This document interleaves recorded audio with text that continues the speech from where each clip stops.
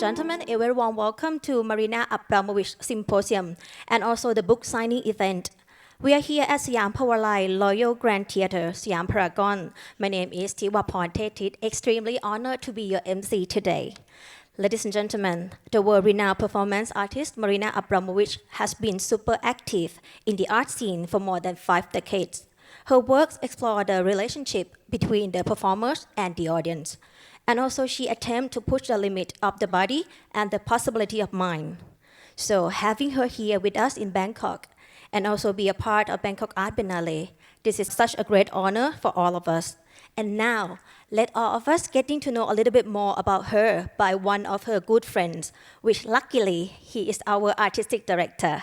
So ladies and gentlemen, please join me welcoming Professor Dr. Apinan Posayano. Ladies and gentlemen, it's a great honor for you to be here with us today. Today it's been raining a lot, and I'm so excited to see that all the seats are full, and more of you are upstairs, awaiting for this great lecture by the legendary Marina Abramovic. As many of you know that Marina has been working for the past 50 years with performance, with video, with conceptual art. If we study history of art in any form, we must come across her name. And today she will be giving us her viewpoints and her concepts and how she has been through so many activities in terms of her body and her mind, inspired by many philosophies, many faiths, including Buddhism and other beliefs.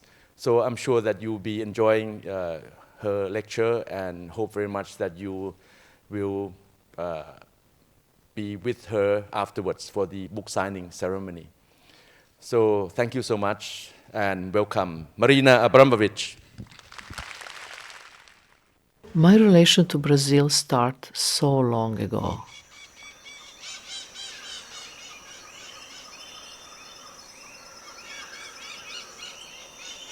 I went to the mines just looking for ideas. I actually want minerals to tell me what to do.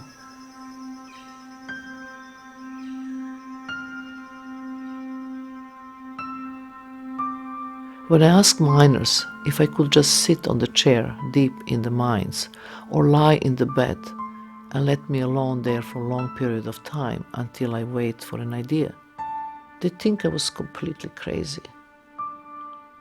When I told them that I got an idea to make shoes out of amethyst, huge minerals weighing 70 kilo, they could not believe.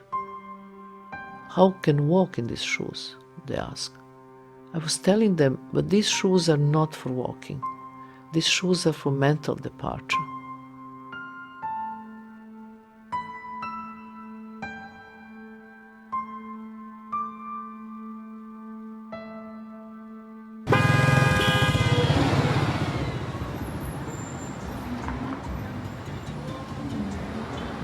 I don't think we need art in nature.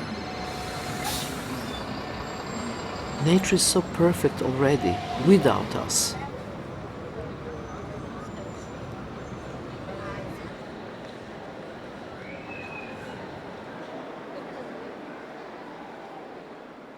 We need art in the cities.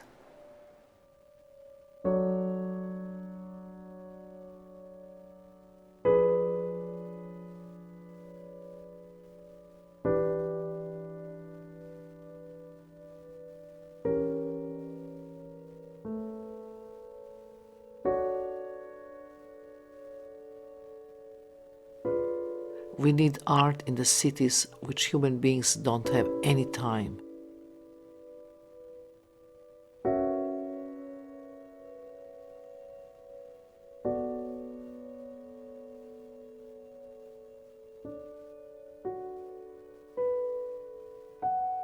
In the cities they are polluted.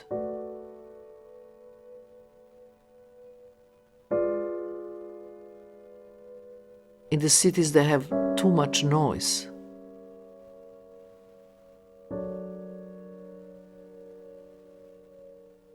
We have to take experience from nature and transmit it into the cities.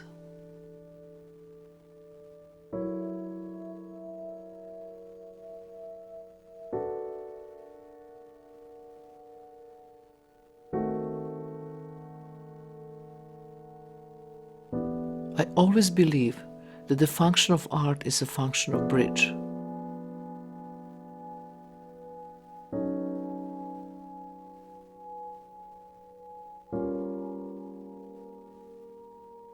To bridge different people from different social backgrounds.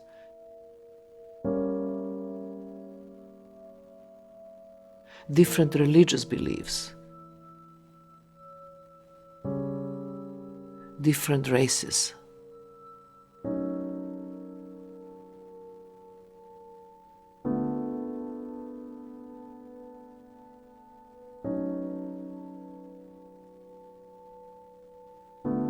But it's also about communication between physical world and the spiritual world.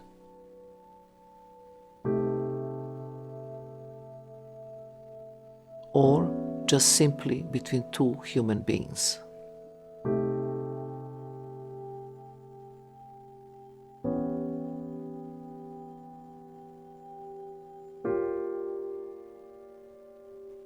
I think this trip was very important to me. Not just to get new ideas, but also to open my mind into something different. After I come back, somehow the puzzle came together in a very clear and bright image.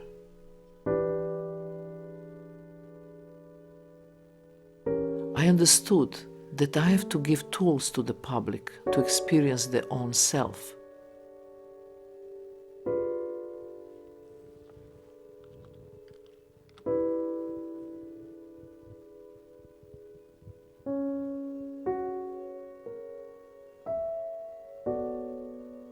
I have to just blend in. I have to be like a conductor. Because I'm always performing in the front of the public. I'm engaging with the public. The public is my mirror. And I'm the mirror of the public too.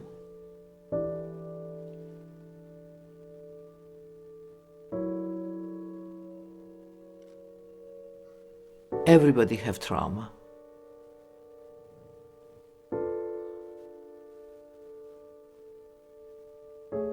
Everybody have loneliness. Everybody have fear of death. Everybody have pain.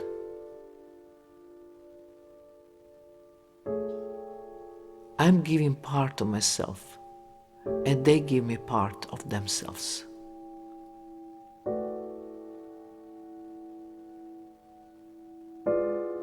The only way they can understand in much profound level what performance is they make their own personal journey.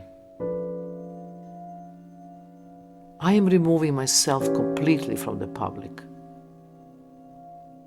Public is the work.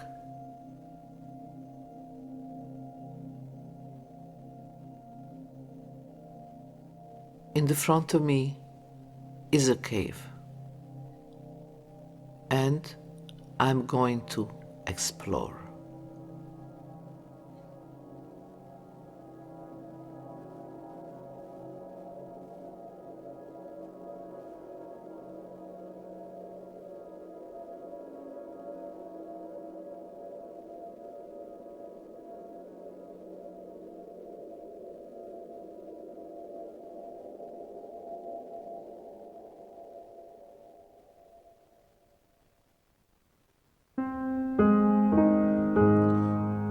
Light.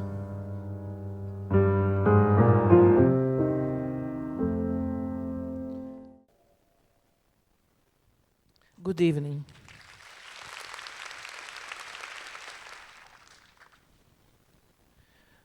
You're sitting and I'm sitting. Please don't cross your legs because it's disturb your blood flow. Close your eyes and let's breathe 12 times together, just to get into present time, here and now. Close your eyes and listen to voice. Breathe in. Breathe out. 2. Breathe in.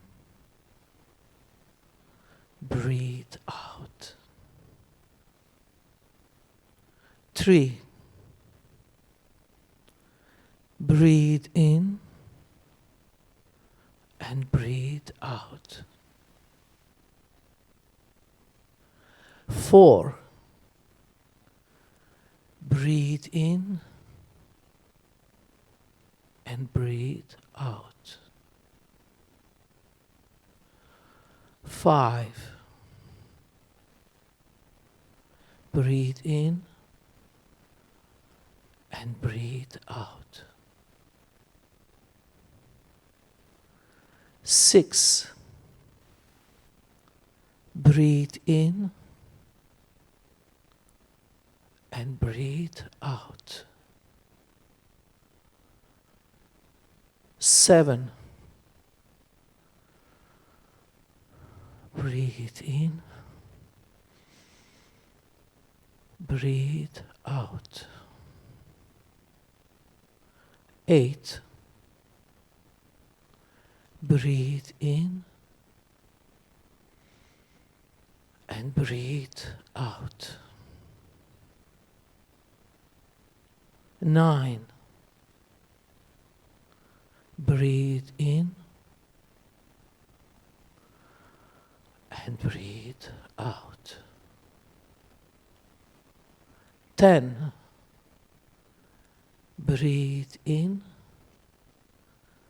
and breathe out. 11. Breathe in and breathe out. 12. Breathe in and breathe out. Slowly open your eyes and welcome to present time, here and now.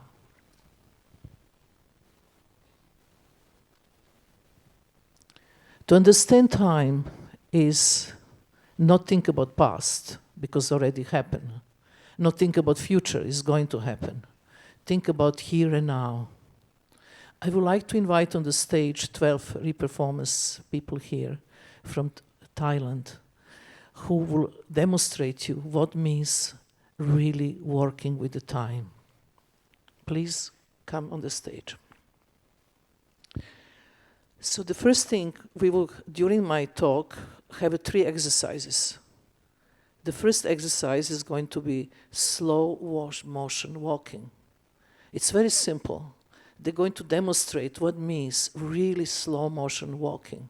But walking and being in the present time, not being somewhere in the past or future, but really thinking when you walk, when you lift your first leg and you make a small movement, touching the ground and moving, and how you continuously do this in the space and time, when all your thinking become in one place. It's very much a Buddhist situation, and I'm here in Buddhist country, so I'm thinking that you understand me very, very fast. So, there we are, Marina Abramovic work, which you just saw now on 7 minutes extra from the film. I work with the minerals and crystals, which you can see in the exhibition, and participate and see for yourself how energy is transmitted. And then the next thing is the artists that we choose for our demonstration and our function of institute. We had 120 applications, and from this we choose 8 artists that we think they're able to do something that it's very demanding. They propose the works, they never executed themselves, but the works they're going to perform in this Biennale, 8 hours, 3 full weeks. It's very long, very demanding, and very difficult. So to do this, we create actually with them first the workshop.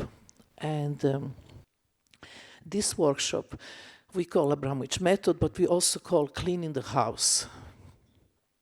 So we took the artists to the space where is really, when we do the workshops, we do in 2 ways of ground.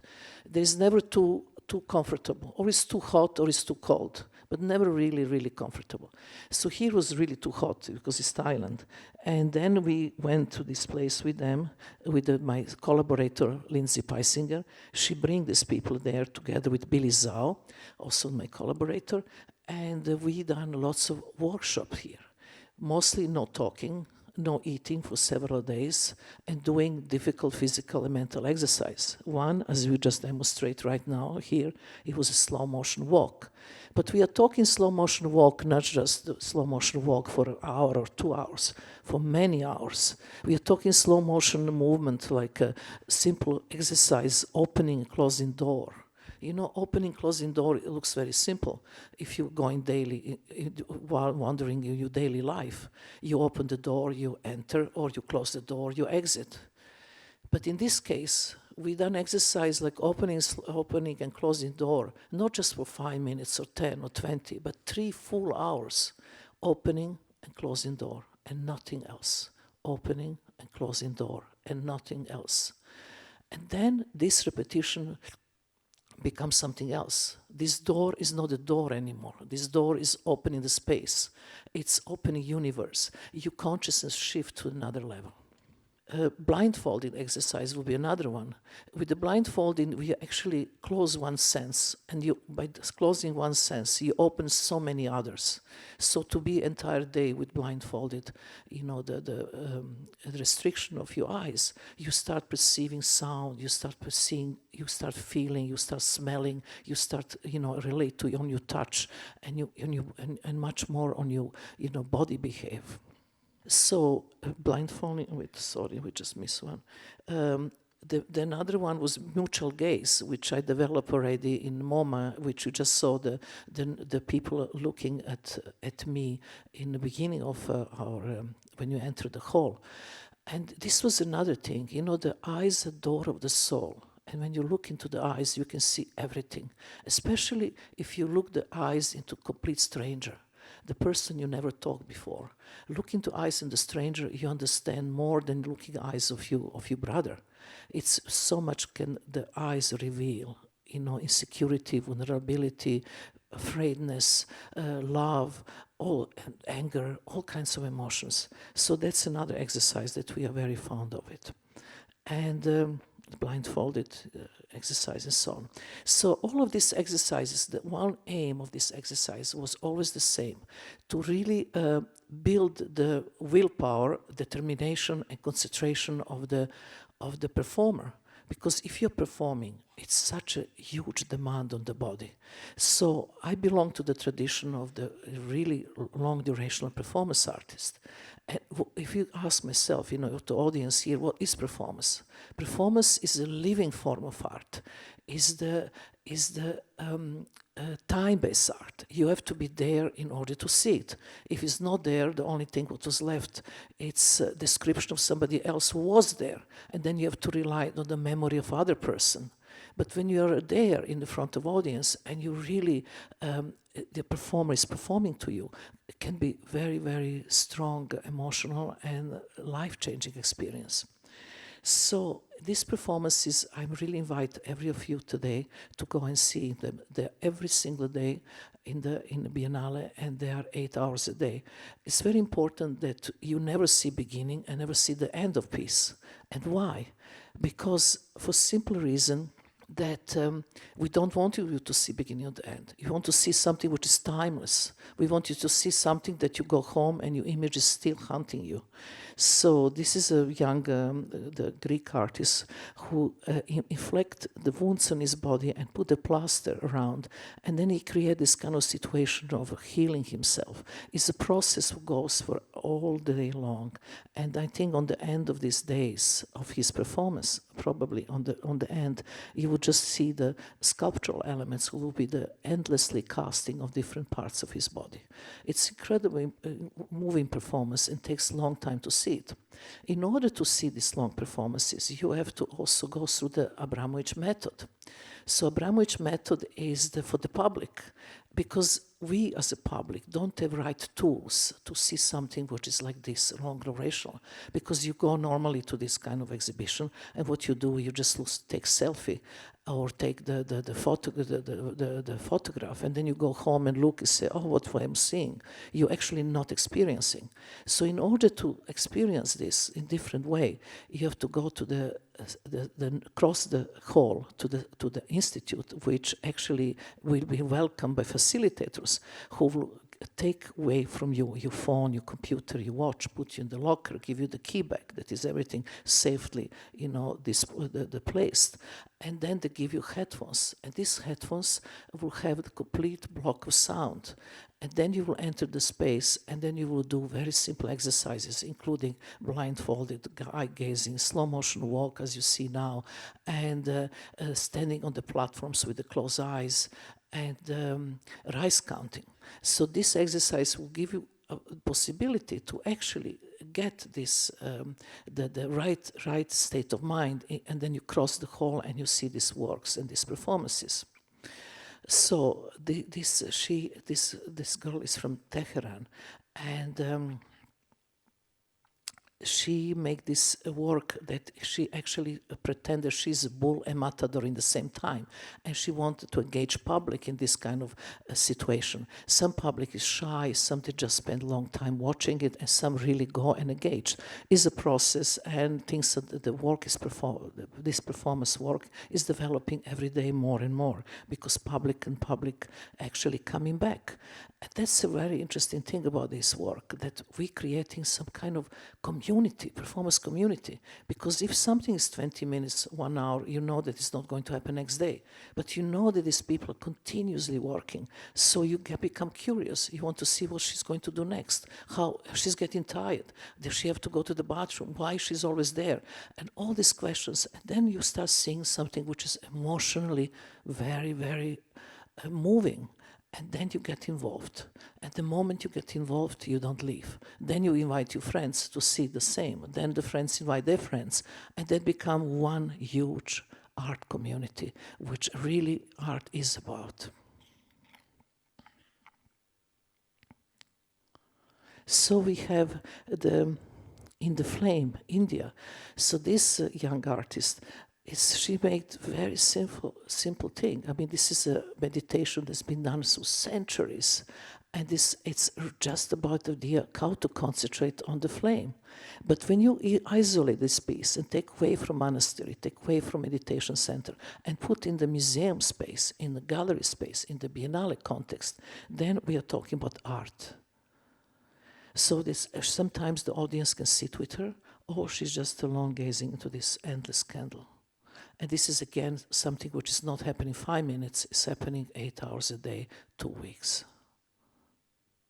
And there is create the feeling of peace and tranquility, of something that is so timeless and so incredibly moving, because you get emotional about the work. You know, the long durational work of art is a very emotional thing. It's not something that you just dismiss so fast, because it's not intellectual, so engaging. It's more on emotional level, because it's a living force, and the living molecules are actually talking to you.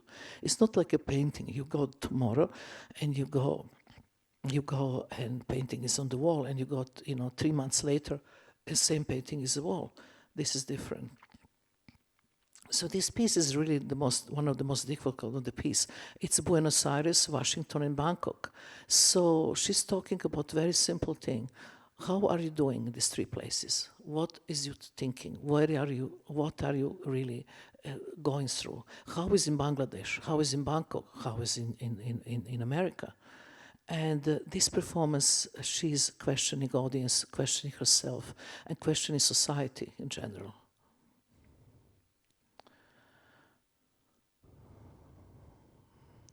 So the propthetic, this is another difficult performance from a Greek woman that she liked really to be exposed in a kind of vulnerable state of mind. So she created a protocol that before you go to the space with clothes and you have to wait in the line, you have to take gloves, and the gloves are really just the surgeon use for disinfection.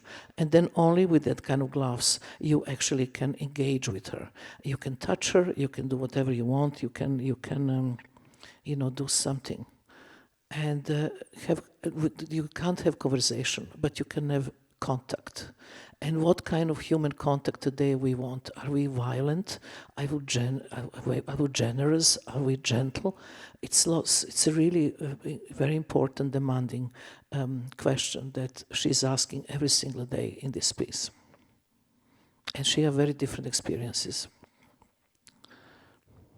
And sometimes it's just one part of the body completely revealed to be touched.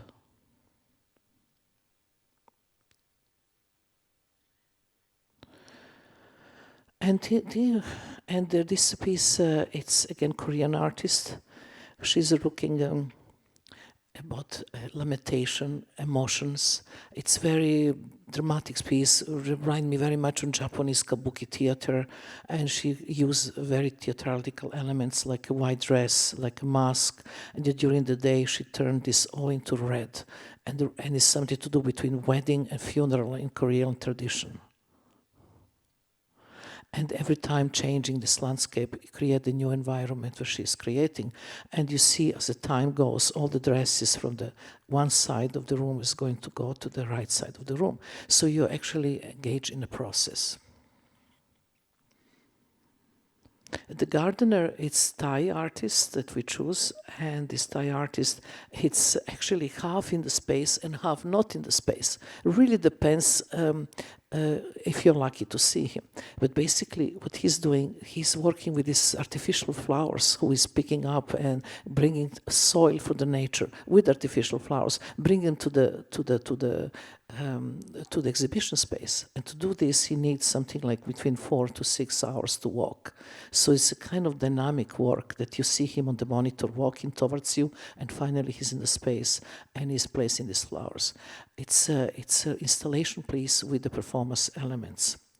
And now this is what he's walking. So I'm feeling like a Professor Abramovic telling you all what's happening with the young artist. So that's the results with these flowers being placed, and the soil, which can be never used because one is artificial and one is nature. And become very ritualistic work. And now we came to the Lin that our glorious past, our glorious present, our glorious future. And to me, it's a very, very moving piece. And I almost can't ever look this piece without crying myself. We know what is happening in Myanmar.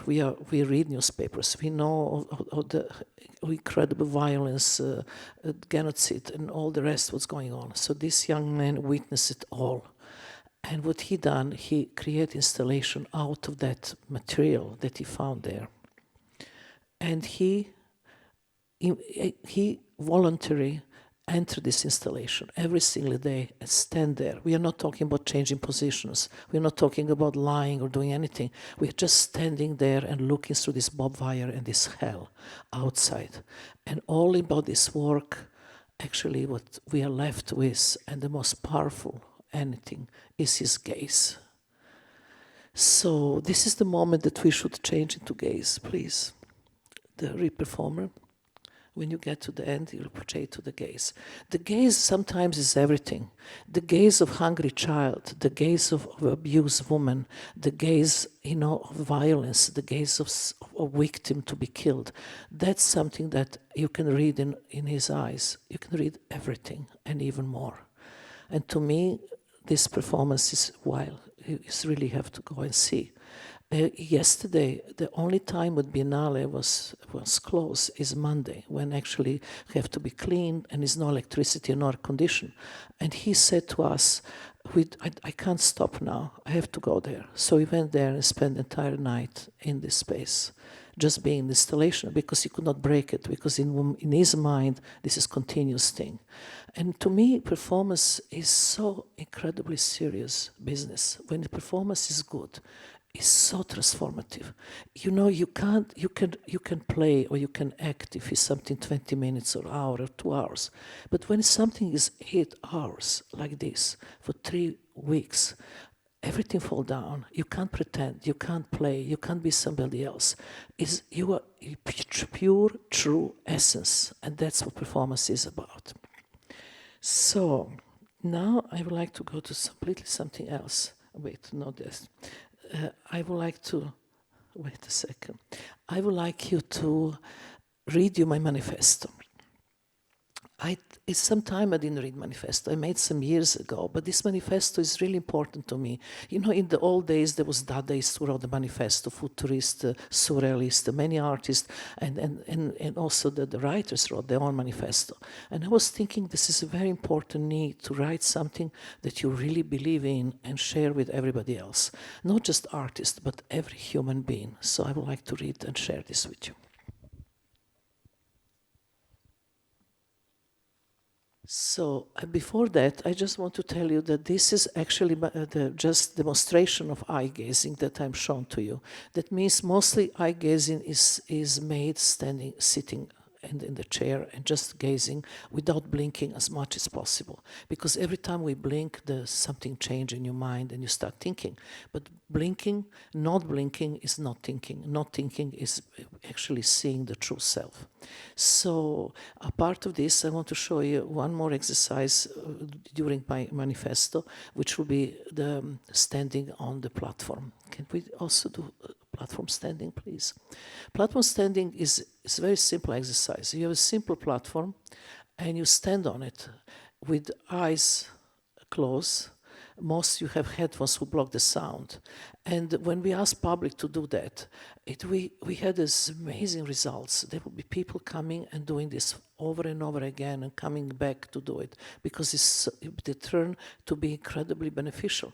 And there's so many different type of people who come and do it. I remember when I was doing this for the first time, 512 hours piece in Serpentine Gallery in London, we had a very young kid who put headphones and said to me, but these headphones don't work. I said, of course they don't work because there is no sound. This is about silence. And this 12 years old kid never in his life heard the silence. So he was so impressed. The silence even exists. So he started coming every day and bring all his friends to listen to silence. And sometimes there will be all different type of people, you know, normal people, artists, non-art public, but just different groups. And they all have the benefit of being there in the present with closed eyes, here and now. An artist's life manifesto. An artist's conduct in his life. An artist should lie, not to lie to himself and others. An artist should not steal ideas from another artist. An artist should not compromise for himself or in regards to the art market. An artist should not kill another human being. An artist should not make himself into an idol. An artist should not make himself into an idol. An artist should not make himself into an idol. An artist's relation to his love life. An artist should avoid falling in love with another artist. An artist should avoid falling in love with another artist. An artist's relation to the erotic. An artist should develop an erotic point of view on the world. An artist should be erotic. An artist should be erotic. An artist should be erotic. An artist's relation to suffering. An artist should suffer. From the suffering comes the best work. Suffering brings transformation. Through the suffering, an artist transcended his spirit. Through the suffering, an artist transcended his spirit. Through the suffering, an artist transcended his spirit. An artist's relation to depression. An artist should not be depressed. Depression is disease and should be cured. Depression is not productive for an artist. Depression is not productive for an artist. Depression is not productive for an artist. An artist's relation to suicide. Suicide is crime against life. An artist should not commit suicide. An artist should not commit suicide. An artist should not commit suicide. An artist's relation to inspiration. An artist should look deep inside himself for an inspiration.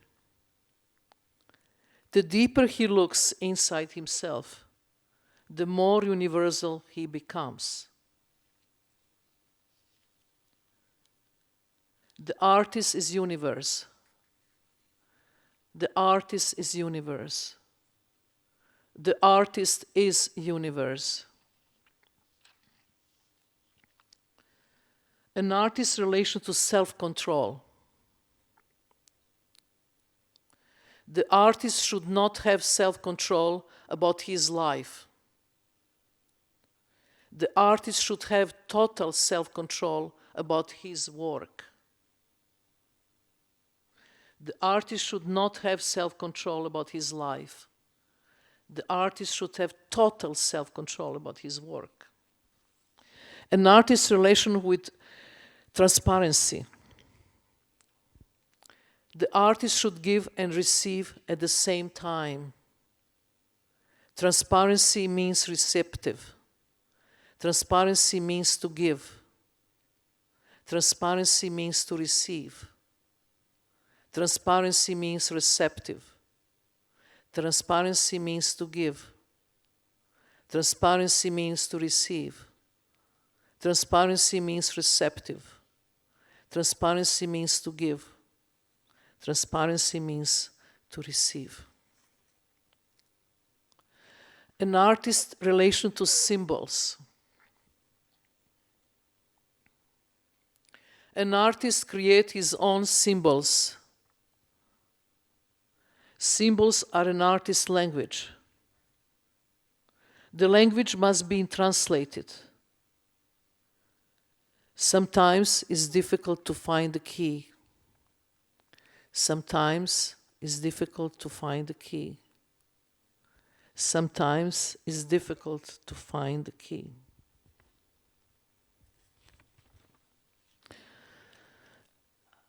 An artist's relation to silence.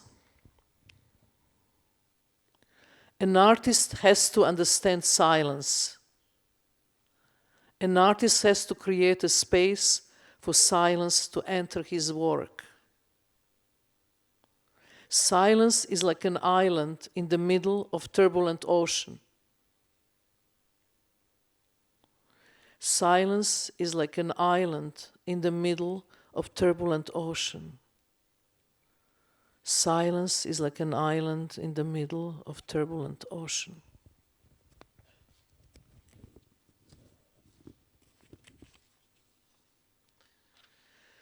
An artist's relation to solitude. An artist must make time for the long periods of solitude.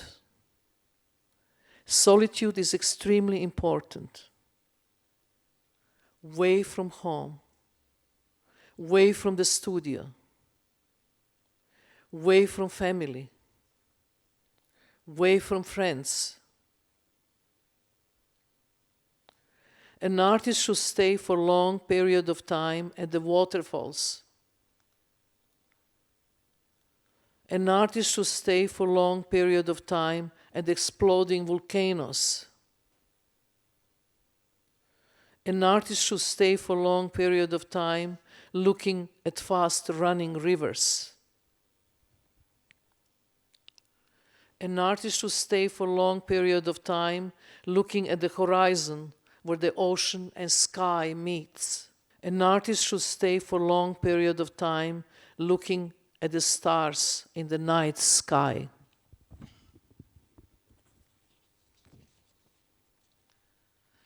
An artist's conduct in relation to his work. An artist should avoid going to studio every day. An artist should not treat his work schedule as a bank employee does. An artist should explore life and work only when an idea comes to him in a dream or during the day as a vision that arises as a surprise. An artist should not repeat himself. An artist should not overproduce. An artist should avoid his own art pollution. An artist should avoid his own art pollution. An artist should avoid his own art pollution. An artist should avoid his own art pollution. An artist's possessions.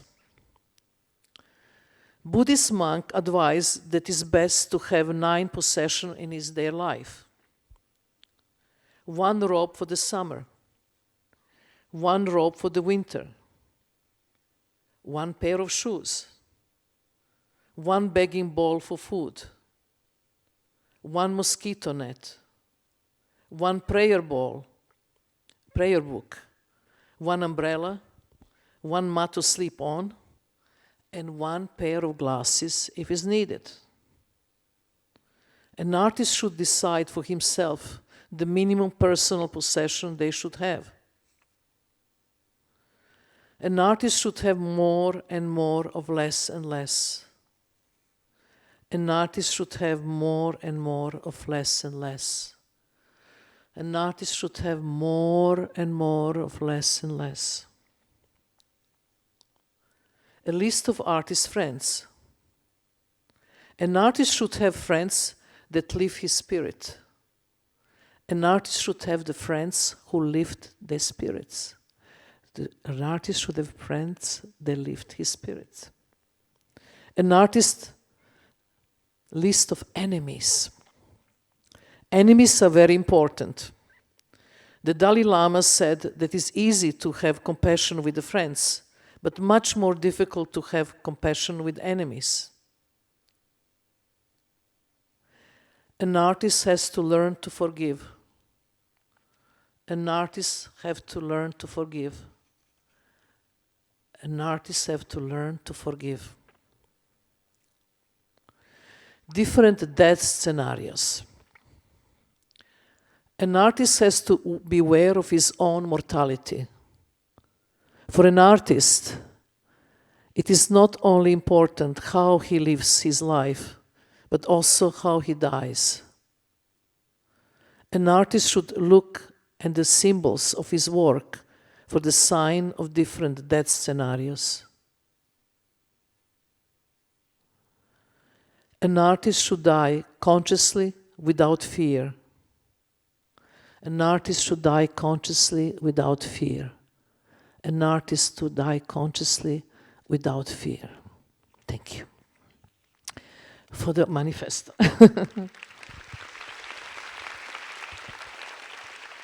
All right, so now we are here about the book. In one point of my life, when I got 70, I realized that I really have to do something to write about my life, and to create a book about my life.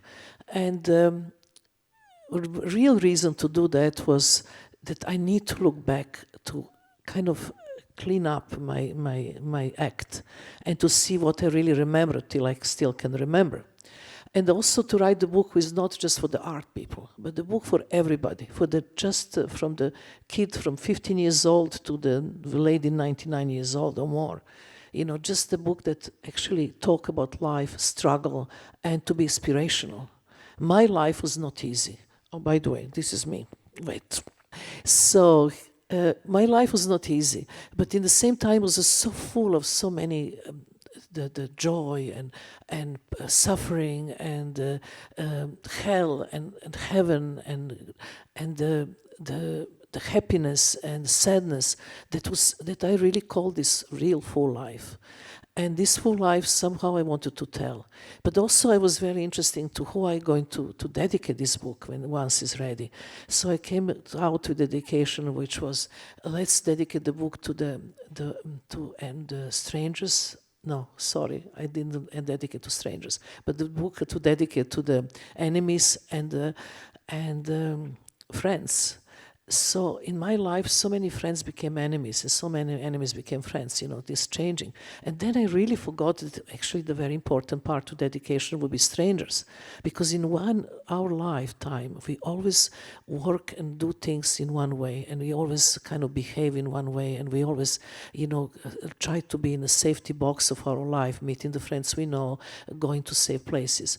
But the strangers are the one in your life who come unexpected, they come from nowhere, they come in the street, they ask you for the maybe name of the city you are in, or something unexpected, and they change your destiny. They put you in the way that you never actually been. They bring you somewhere that actually your safety box fall apart and bring you to new horizons. So that's why for me strangers are important. When I was teaching in the academies, I will like kids to, you know, take the map of their own town and blindfold themselves and just pick up in one point and on the map and go there and see what will happen, just to kind of break these routines, do something different.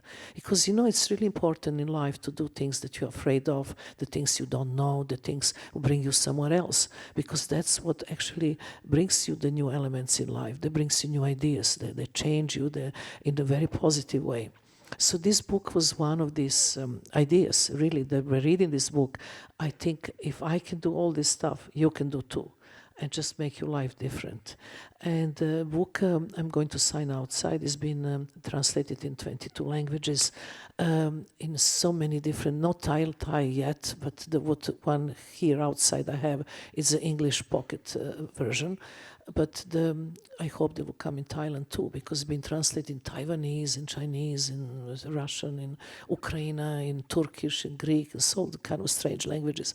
I was always wondering who is going to read my biography in Taiwan, but looks like there are people they want to read in Taiwan. So I hope if they can read, that means for them is also interested. So in this book, I put very much emphasis on jokes. I really like to tell the jokes because jokes kind of give life to everything. And in my case, I like jokes who are not, who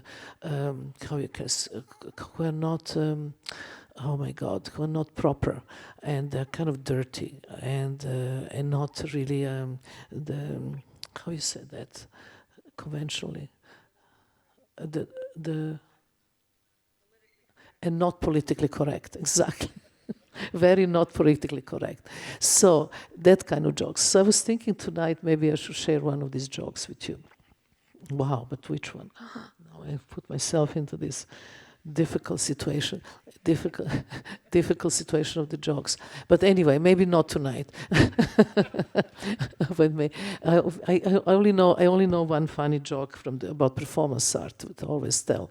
So the performance the joke stands like that. It's like, how many performance artists you need to fix light bulb on the ceiling?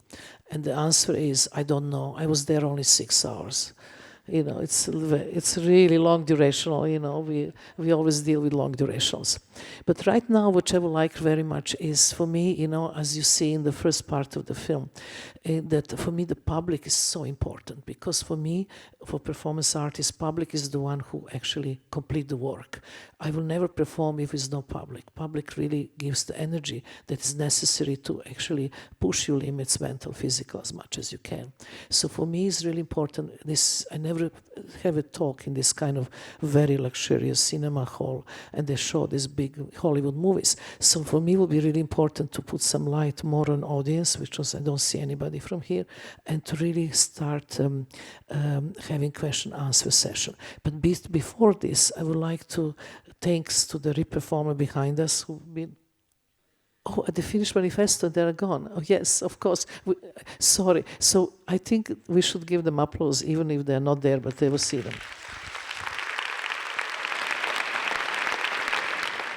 Just demonstration of the method.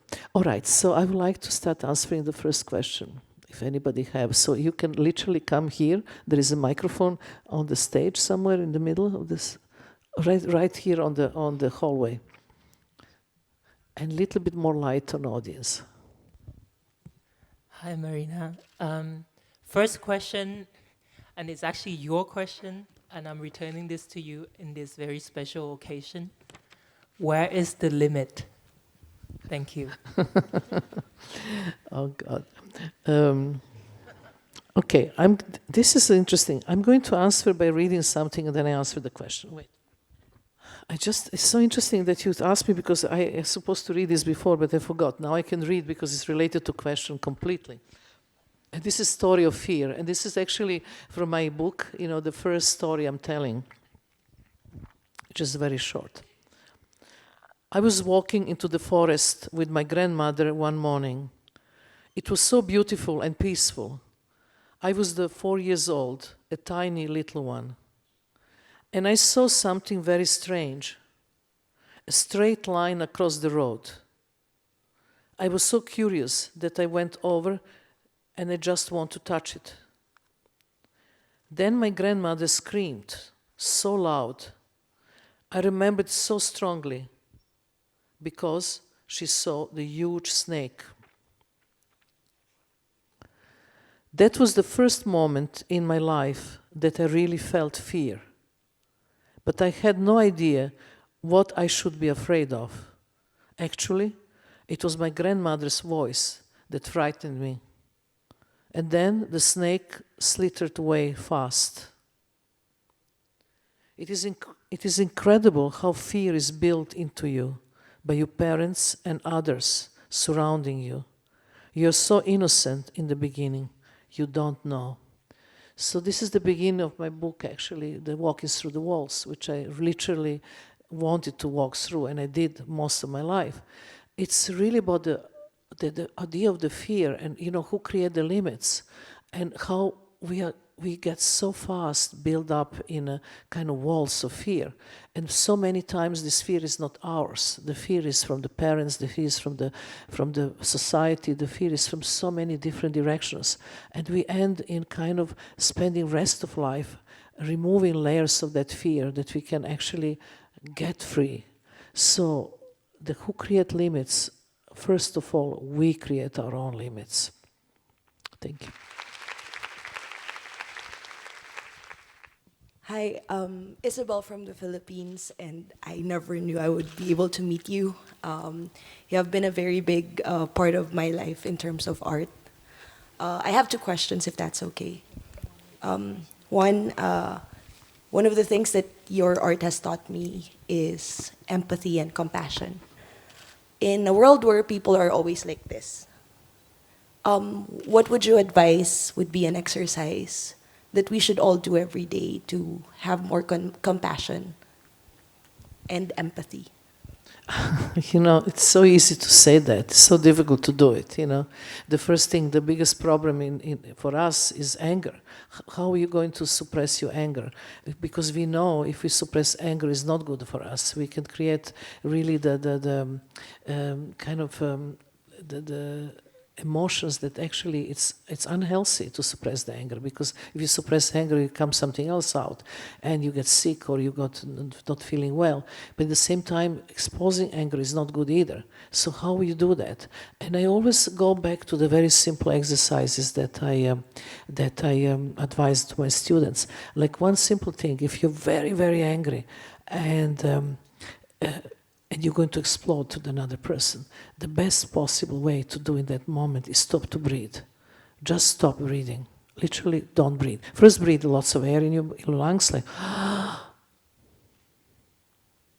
and stop breathing. But don't breathe like, till you really start getting blue. Did you say to yourself, really, truly, that if I don't breathe more, I'm going to just faint? And then put the point you reach your total limit, close to suffocation, you breathe fresh air. The happiness of breathing that fresh air is so much that 98% of anger is gone. It's simple. I mean, it's really simple. But now there is another problem. Come on the stage. I'll show you something else. Okay. Stand there. Stand there. And I'm here. Just don't break my glasses. Okay. No, stand like this. Okay. All right. So this is another situation. So you are incredibly angry on me, and I know that, and we're going to have a big fight. So this is another situation, First one, you are angry, you stop breathing, you're not angry anymore. No, actually the situation is different. You're not angry anymore, but now I am angry on you. And you know that I'm going to explode. So you can't say to me, stop breathing, because I will kill you. I'll just say, what you're talking to me? I will not do that. You can't do this. But what you can do to me, just before you start a conversation of this argument we're going to have, you're going to say to me, excuse me, I know you're angry. We're going to have this conversation, but can we just change the place? Go. You change the place. Okay, the guy who is angry on you, because you tell him to change the place, he's so unexpected, he's so confused that 98% of anger is gone.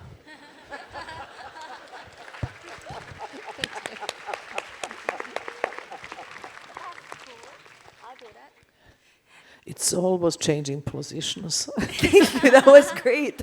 I'll use that. I have a second question, if that's okay. Restaurants, establishments, and even museums start becoming Instagrammable because of social media and how people want to go to a place to take pictures. Do you think this is a good thing that social media is giving? And this is related to us saying that the public space is not beautiful enough. Do you think this is a good thing? Thank you. That's my last question. First of all, I have this love-hate relation to technology myself. And I think that nothing's wrong with technology, nothing's wrong with Instagram, nothing's wrong with all of this social media. Everything is wrong how we use it. This is what is wrong about. And how we use it, because we are consumer culture. I mean, we literally take more photographs of things than we experience them. You are not experiencing anything. You're going to the concerts and you're taking photographs of the concert, and then you look them at home, and you actually are there, right there, and you can actually consume full experience, and you're not doing it. I mean, the same is happening to all exhibitions here in Biennale. We just forbid photographing this performance show I've been showing in the lecture, because people have to concentrate to see things and not to document them before seeing them, So that's my problem, really, with this whole thing. So I think it's a good sites, because if somebody never saw anything and he's living in, in New Guinea, and then the friend come and bring him the photographs and say, look what I saw, it's a good thing. But at the same time, when you're there, why not experiencing first before taking image? You know how many selfies I took here with the Thai kids here? It's just insane. I mean, you're crazy, all of you. Welcome to Bangkok. I always think, talk to me, don't take photographs. What that means, nothing. Anyway, thank you. Thank you so much. Thank you. Any questions? So please ask me anything, which I'm really interested to answer. Hello, Marina. I am an art student, and right now I am doing research on performance art. And I would like to ask you that what performance arts for you? Um, I'm so excited. No, it's okay. I heard you. Okay, I'm here. breathe, first breathe. What is the performance art or in your own meaning? So actually to give a statement, what performance art is Yeah. as an art. You see, so many artists, you ask this kind of questions, so many different answers you will get. Yeah. So yeah, I can give you my own personal answer. So if I have a kind of formula which I made some time ago. So the performance art for me is a mental and physical construction that you create in the front of audience, in a fixed place, in a fixed time, and then energy dialogue can happen. So that's to me the performance. So mainly you create this idea, you not rehearse it, because if you rehearse you'll never do it because it's too crazy to do it, because you will say, oh my God, I'm going to do this? No, I can't. But when you actually have the only idea and then you start doing it in the front of audience with a specific time and space, then you use energy of audience who can give you that extra force to complete the project. So this is always important, fixed time, fixed space, and audience and time, and then decide how much time you want to have. The time you have to decide before you start. So you can say to yourself, I can do 3 minutes or 30 seconds or 3 months. But then when you decide that, you have to stick to it and do it. Otherwise, if you can't do that, then you can't actually respect yourself. Thank you. Hi, Marina. Hi. Actually, I don't have a question. That's the best. So let's... It's an excuse for give you one letter and show your eyes. It's a letter. But why you don't read me this letter? It's personal. Oh my God. Okay, thank you. Thank you. All right, personal letter. I will read later.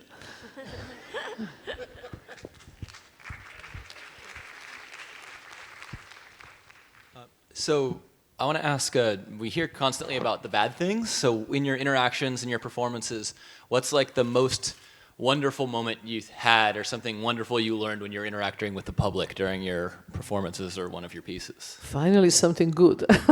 That's a great question.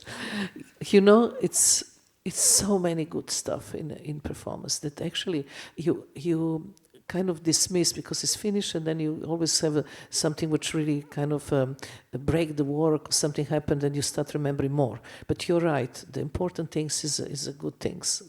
They really kind of lit you. So how I can... Wow, this is not easy question at all. For me, the most important moments are when I click together with the public. When I'm really performing and I know that the public and me is one thing, that we breathe the same air, that is like nothing's going to come between us. Even if I do the lecture, and then I see that somebody's leaving in the middle of the lecture, I'm always so concerned if they just go to the toilet or they're coming back or they're really bored and they never come back. And I'm so in panic, and I said my energetic level is not good enough. I have to do more. I have to, do my best. But when this click thing between public, and this is happening when performance is 150%, when everything there is the right moment, right situation, right energy, then it's not just beauty, it's more than beauty. It's you reach a feeling of eternity, you reach a feeling of such deep, complete. You know that all your work is worth it. And this is like amazing. One of the incredible feeling I had recently, it was not the feeling of performing myself, but I done also the reperformance possibilities of people reperforming my pieces, and we are teaching them how to do it. And very recently somebody was reperforming House with Ocean View, which is 12 days, no food, no talking, being on the unit day and night. It's a very difficult piece to do. And there's Lynn, the girl who actually reperformed other pieces shorter. Finally, she's doing this, the first person ever performed something so long from me. And I went there to see it. And I am there now standing, and she's up there, and I am down. And I was once in that position, and now I'm the viewer viewing somebody performing my work. wow, this is unforgettable. This I know that this piece can live without me, that I can just die today and this piece is going to live. It's going to live through the energy of another performer. This is moments of your life you never forget.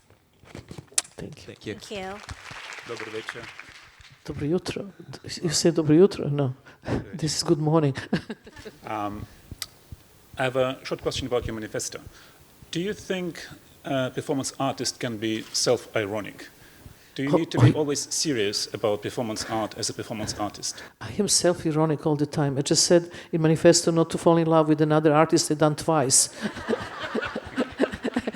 And with both disastrous. I'll clarify. When you're performing. When I perform. Oh, this is a very good question. Wait, you know, for me, I've been so serious in my work.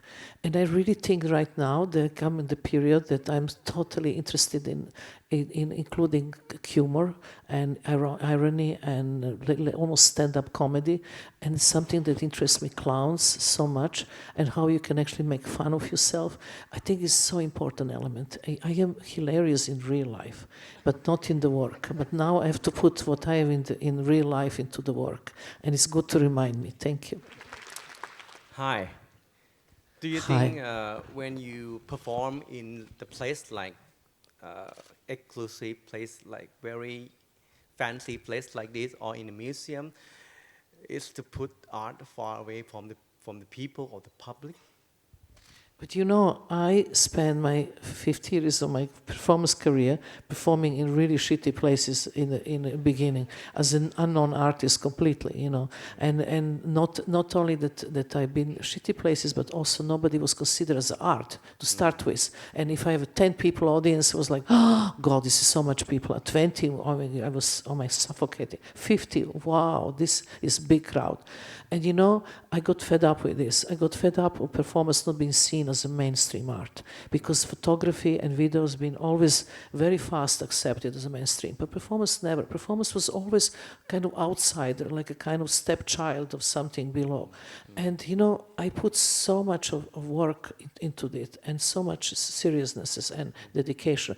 Then I think performing in the museums and performing in the places like you know, this is fancy place, but it's not really performance place. It's just film, cinema. But like biennales, where the really art public can come and see and take this serious, it was really important to me. And finally happened. But only recently, the first time I ever had any kind of money in my life, I was 60. Before, I never even considered that you can live from this kind of work. It was really, really the passion, you know. I think it's important to be seen in the context of performance, of real art, like any other one. Because performance is not some kind of outsider. Performance is important form of art. Do you have another question? Do you fear that one day you have to die for your art working? You know, I only know that I probably die working for sure. But when, I don't know. But not dying for art. No, I don't want to die for art. I think dying is something that you never can predict when it's happened. But I only very specifically know that I want to die consciously, without fear and without anger. 3 things I want to achieve. Okay, thank you. Hello, I'm actually currently a student of language and culture. So my question for you, one question come across me a lot of times is that what is good and what is bad? So I want to know your opinions on, like, from your perspective as an artist, like, what do you think is perceived as good art or what is bad art? How do you know that? Okay, so it's extremely subjective also, you know, because everybody have these different feelings. But I have some kind of my how you say, thermometer about measuring that, because I always think that art have to move you. You know, I prefer not to read the intellectual text on the wall about art and who is making it and go by names. I just wanted the art itself hit you in the stomach. So this is one of my examples. Like, you know, sometimes you're in the restaurant and you feel somebody looking at you, you know this feeling, and you turn and somebody's looking at you. It's just kind of strange feeling, and many people have it, you know. And so you go to the museum and you're looking paintings, whatever, in a work of art, but you have a strange feeling that somebody is behind you It's looking at you. Strange feeling. And you turn, and what is there? Another work of art. So, the energy that makes you turn to see that work of art that you didn't even see is a great work of art. Because art have energy. And if you don't feel this kind of energy, there's no energy.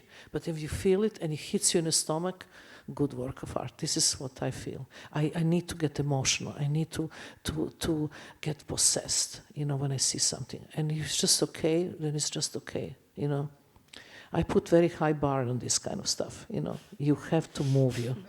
The friend of mine, he's a critic, and he said to me, I hate your work. I say, why? He said, you always make me cry. Yeah, but why to intellectualizing things? Let's cry. That's fine. That's okay. So basically something that moves you, right? Something that... It moves you emotionally, yeah. Good art have to move you emotionally. Thank you.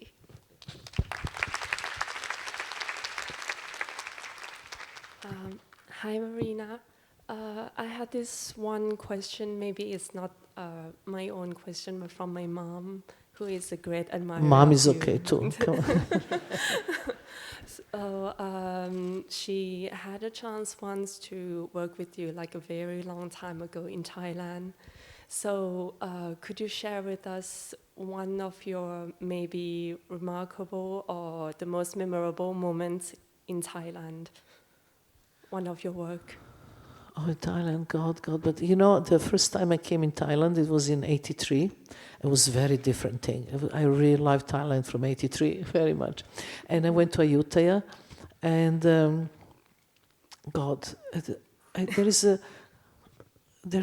there is something there I want to share with you, which I actually, oh my God, I just remember. I went to Ayutthaya to film the City of Angels, because Ayutthaya is called City of Angels, but I had to film the video, which win lots of awards, but I never show actually in Thailand.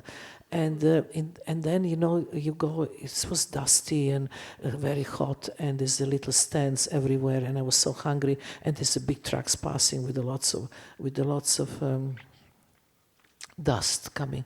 And I was looking for some little place to eat, in Ayutthaya. And then I found an old lady. She had just a big wok, and he was making chicken wings, spicy chicken wings, chicken liver, chicken everything. And there was only 6 tables. And I sit next, and it was next to the road. As I said, dust, flies, everything, the real mess. And I was sitting there and ordered the chicken wings to eat. And just in that moment, I look under the table. But everywhere around her, there was something with the chickens. There was a chicken still with fur dead in a bucket. There was another one without fur, naked chickens, in one bucket. There was only the chicken feet, chicken liver, and there was I look under the table, and under the table, finally, there was a real live chicken with the 7, 8 little chickens, but fluffy yellow, so sweet, so wonderful. And then the ray of light was just hitting them straight under. It was almost like a kind of, like a divine God from the church when you have the ray of light, the lighting Madonna with the child or something. So that was incredible. It was a religious moment, and I was looking, and what really I never forget that moment. What was so important to me, it was this tremendous happiness and the proudness of the chicken mother of the little kids who are doing, and hanging around her. And I was looking to this, and something hit me, so strong realization that that chicken and that little kids are us. Because we next minute can asteroid fall on this planet, and we all disappear. It can be natural disaster, it can be anything, like tsunami would happen. And we are all like that, like her. She's today this living chicken with the kids. Next moment she's a chicken liver or chicken wings, in somebody's dish. And this is us, and this is how we have to be humble about life and about everything. And this realization came in Ayutthaya. Thank you. Thank you. Good evening, Marina. Good evening. Your art connects people. It really helps you go within yourself and also extend your connection to other people. You build networks of people in installations like the one at the Biennale. But something that worries me a lot is that we're basically living through the 6th mass extinction that is our own causing. And with this critical nature disappearing, do you have any ideas for how art can make us connect with the entire living world? You know, it's a very deep question and so difficult to answer, but answer is simple and complicated at the same time. Because, you know, the only thing we can really relay is not to others, is to ourselves. Because we always think that the answer have to come from something else, somebody else. Somebody else is guilty for all this, and we are just passive witnesses. We can't be passive witnesses. We have to see what we can do on our own, you know. And then it means that changing consciousness of yourself about the way how you see life. It's also influence changing others. So it's all about your own self, how you change your own self that can affect. But honestly, we destroy this planet so badly that I don't think it's going to get any better. I think we have to really face much worse situations with the global warming, with the you know the rising the water, with the pollutions. I mean, we pollute our stratosphere. You know how much junk is flying around. Just already, our Earth is full of junk in the stratosphere running around, and we continuously doing so. So if the human nation don't change consciousness, they will not change anything. And I think that it's too late. We already have 7.5 billion people on this planet. The Earth never had so many people ever. The Earth is rebelling. We are too much for the Earth, you know. Whatever we do, we have to really kind of get together our consciousness right. Okay, thank you. An artist should not be depressed. An artist should not be depressed. An artist should suffer.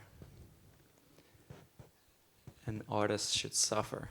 From suffering comes the best work. Depression is suffering. But depression is disease. And the suffering is not. It's the big difference. Because suffering, you know, the depression is something to do with the molecules of your brain and everything, you know. People, it's just something. It's not you. It's so many times it's not. You're not the guilty for depression, you know. But suffering is circumstances of life that comes and goes, and very different. So depression, you have to be helped. Suffering is not bad. Suffering makes you not lazy. It makes you work. Because people don't do things for happiness. Do you know anything in art history it was done for pure happiness and it's great? I don't. Honestly, you know, it's the battle that you have to make yourself. But the suffering is kind of healthy kind of thing, and you can even take it enthusiastically. But the depression is a sickness. This is a different thing. Are we all sick at times? I don't know. I'm not depressed. I really suffer, but I'm not depressed. I always find some kind of good way to make fun of myself. So, you know, not everybody have that. Thank you. Thank you. Hello.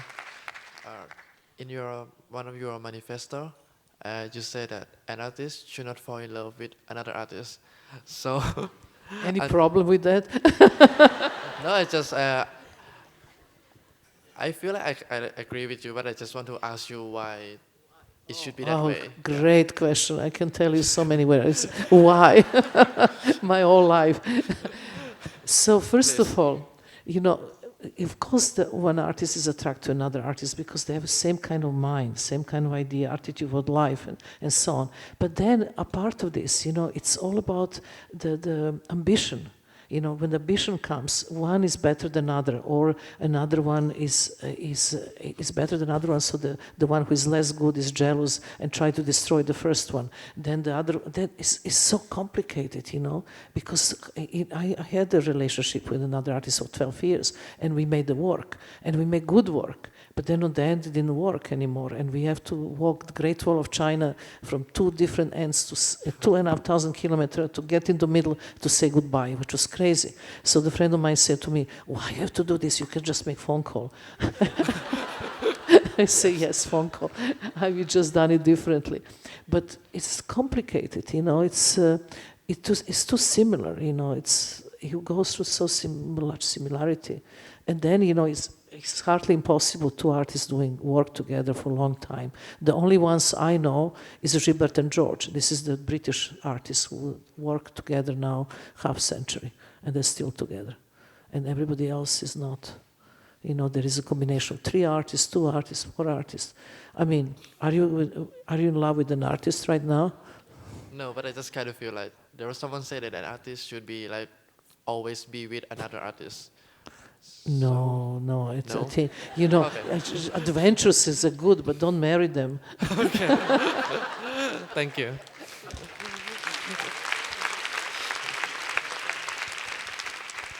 Okay, 3 more questions, kids, and then time for food.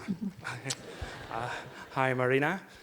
According to your long journey of spiritual and artistic journey, so what is the most valuable thing that you find out in your journey and you want to share with the world?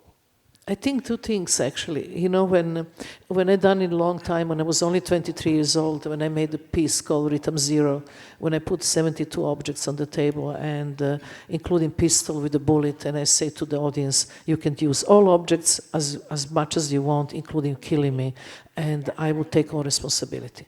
This was a crazy act, but in the time came out of revolt that the performance art was not taken seriously, and then also that we was called sadist, masochist, we was really kind of completely deny.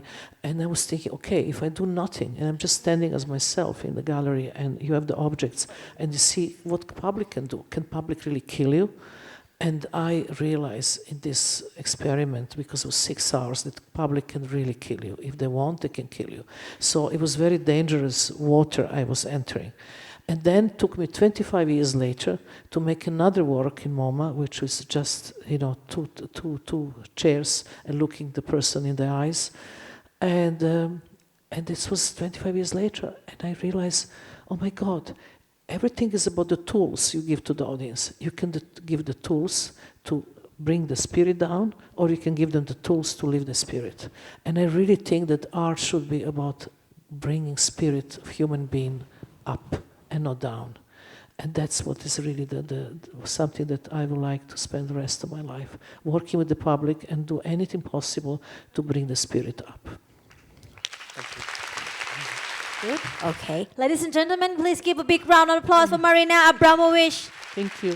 Thank you for being. I just want to say one thing which really kind of struck my mind just here in Bangkok. I was coming from the hotel to here, and I said, oh my God, I have to tell the public this. Otherwise I forget. And thinking about the function of an artist, and more and more, I think the function of an artist is the balance between being servant of society and being warrior in the same time. That's very important.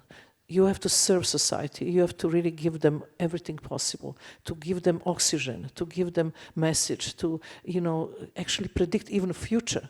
But in the same time, you have to fight for your right. You have to be warrior. And if you keep the balance between servant and warrior, that's all we can do. Thank you. So Marina, please join us for the photo session. Ladies and gentlemen, Mr. Nitikon Graivishian, Director of Art and Culture, Thai Beverage Public Company Limited, and he also a committee of Bangkok Art Biennale Foundation. ขอบพระคุณทั้ง 2 ท่านอยู่บนเวทีก่อนนะคะลำดับต่อไปดิฉันขอเรียนเชิญค่ะศาสตราจารย์ดร.อภินันท์ โปสยานนท์ค่ะ Artistic Director Bangkok Art Biennale ขึ้นมาถ่ายภาพร่วมกันค่ะ เดี๋ยวแฟนๆออกไปรอที่ด้านนอกได้เลยนะคะเดี๋ยวจะได้พบกับคุณมารีนาค่ะอย่างใกล้ชิดค่ะ Ladies and gentlemen, please welcome คุณธนพร ตันติยานนท์ Executive of Siam Paragon Shopping Center ลำดับต่อไปดิฉันขอกราบเรียนเชิญค่ะศาสตราจารย์ถาวร โกอุดมวิทย์นะคะกรรมการค่ะของ Bangkok Art Biennale Foundation ด้วยค่ะขอกราบเรียนเชิญค่ะ And next I would like to invite Mr. Serge Lebrun and Miss Paula Garcia, representative from Marina Abramovic Institute, for join us for the photo session. Please welcome. ตอนนี้นะคะใครที่ยังอยากดูงานของเขาก็ไปกันได้นะคะที่หอศิลปวัฒนธรรมแห่งกรุงเทพมหานคร BACC ค่ะอังคารถึงอาทิตย์นะคะ3 สัปดาห์นี้ค่ะ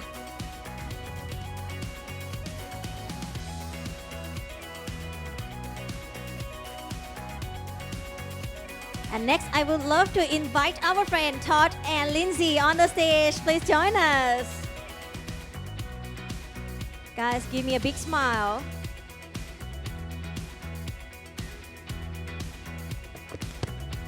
Thank you all so much ขอบคุณมากค่ะ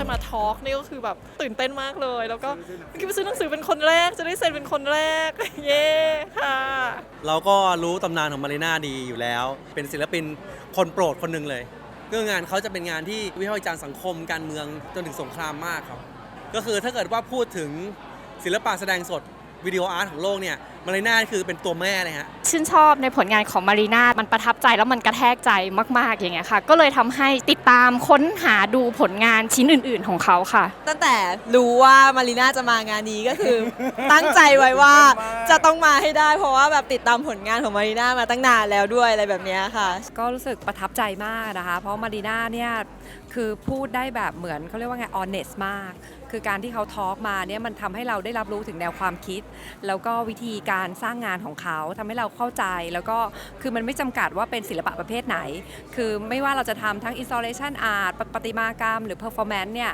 พอฟังทอล์กเนี้ยรู้สึกได้รับแรงบันดาลใจค่อนข้างเยอะแล้วก็จากการที่เขาคุยที่เขาตอบเนี่ยค่ะมันเรียกว่าจริงใจมากก็เลยรู้สึกว่าเราได้รับพลังจากเขาเนี่ยไปพอสมควรค่ะดีใจค่ะเพราะว่าเราเคยเห็นแต่ว่าในแบบบทเรียนว่าอาจารย์เคยสอนว่ามีคนนี้อยู่แล้วอยู่ดีๆวันหนึ่งเราจะได้แบบเข้ามานั่งฟังเขาได้มาเจอเขาตัวจริงก็ตื่นเต้นนะทุกคนต้องตื่นเต้นแน่ๆเพราะว่าชีวิตนี้จะได้เจอหรออะไรเงี้ยมันแบบก็เคยคิดอย่างนั้นเหมือนกันค่ะโชคดีมากที่ทางBiennaleได้เชิญมาเราจะเรียกมันว่าอะไรดีมันไม่ใช่เลคเชอร์มันไม่ใช่เพอร์ฟอร์แมนซ์มันไม่ใช่การทอล์กแต่มันเป็นแบบมันเป็นอะไรที่มากกว่านั้นเยอะแยะมากมายเกิดขึ้นในห้องเมื่อสักครู่นี้นะคะก็รู้สึกว่าเป็นโอกาสที่ดีก็รู้สึกว่าแบบการที่มีศิลปินระดับโลกมาทำให้แบบเมืองไทยคึกคักมากในเรื่องศิลปะค่ะอย่างวันนี้ไปหอศิลป์กรุงเทพซึ่งปกติเราจะเห็นว่าแบบมันค่อนข้างเงียบเหงาเนาะแต่พอมีงานนี้เข้ามาคนคึกคักมากแล้วก็